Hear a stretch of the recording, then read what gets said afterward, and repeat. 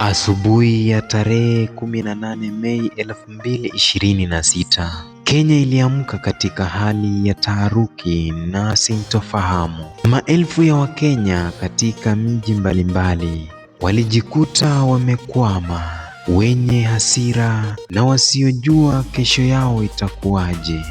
Kilichoanza kama mgomo wa sekta ya usafiri kutokana na kupanda kwa bei ya mafuta kiligeuka kuwa maandamano makubwa ya kitaifa kuhusu gharama ya maisha. Siku chache kabla ya maandamano hayo, bei ya mafuta nchini Kenya ilipanda kwa kiwango kikubwa. Bei ya dizeli iliongezeka sana, huku petroli nayo ikipanda bei na kuongeza mizigo kwa mwananchi wa kawaida pamoja na wahudumu wa usafiri. Waendesha matatu na mabasi walitangaza mgomo wa kitaifa, wakisema kuwa gharama za kazi zimekuwa kubwa mno. Usiku ulipoingia, matatu nyingi zilisitisha huduma. Barabara zilizokuwa na pilika kila siku zilibaki kimya. Katika miji kama Nairobi na Mombasa, hasira za mwananchi zilianza kuonekana wazi. Barabara zilifungwa, biashara zilifungwa kwa hofu. Moshi ilitanda angani, huku mwananchi akichoma matairi, wakitaka serikali ichukue hatua ya haraka. Maafisa wa polisi walitumwa kwa wingi katika maeneo yaliyoathirika. Muda mfupi baadaye, vurugu kati ya polisi na waandamanaji zilianza. Mabomu ya machozi yakatawala mitaa, huku wananchi wakikimbia kwa hofu. Mwisho wa siku hiyo uliacha majonzi makubwa. Ripoti zilionyesha kuwa watu kadhaa walipoteza maisha, huku wengi wakijeruhiwa wakati wa maandamano hayo.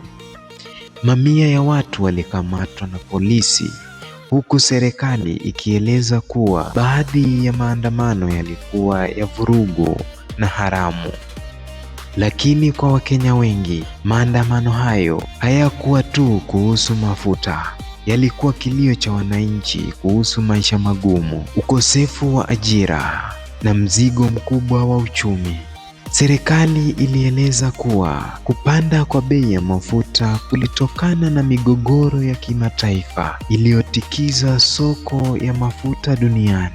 Kwa kuwa Kenya hutegemea mafuta kutoka nje ya nchi, athari zilionekana haraka sana. Nauli ziliongezeka, bei ya chakula ikapanda na maisha ya kawaida yakawa magumu zaidi kwa wananchi wengi.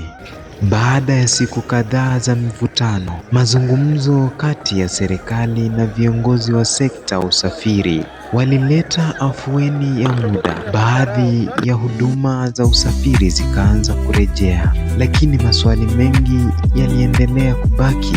Je, Kenya itaweza kushinda changamoto hizi za kiuchumi? Je, wananchi wataendelea kuwa na imani kwa viongozi wao? Na taifa litajifunza nini kutokana na tarehe 18 Mei 2026? Tarehe 18 Mei 2026 itabaki kuwa siku ambayo Kenya ilisimama, siku ambayo wananchi waliinua sauti zao, na siku iliyokumbusha taifa kuwa nguvu ya mwananchi haiwezi kupuuzwa katika kipindi cha changamoto.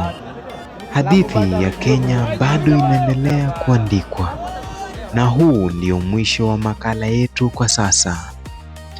Mimi ni Lamek, na usisahau kulike, kushare na kufollow hii page kwa matukio mengi zaidi.